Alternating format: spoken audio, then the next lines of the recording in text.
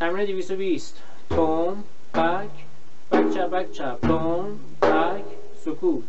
توم توم بک چپ بک چپ توم بک بک چپ توم توم بک چپ توم بک سکوت بدون حلقه ای توم بک بک چپ بک چپ توم بک سکوت توم توم بک چپ بک چپ توم بک سکوت توم بک توم بک سکوت توم توم بک بک توم بک توم بک 1 2 3 4 5 6 1 2 3 4 5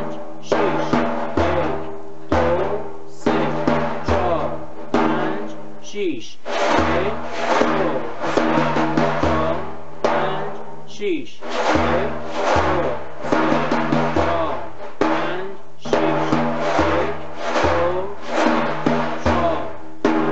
6 یکم تندتر 2 3 4 5 6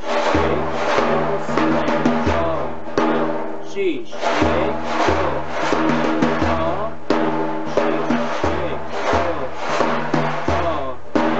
6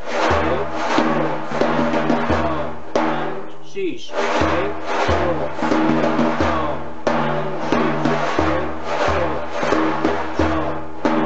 6 بازم تندتر 4 5 6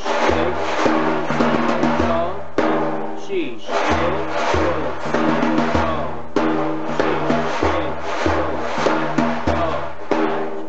6 هم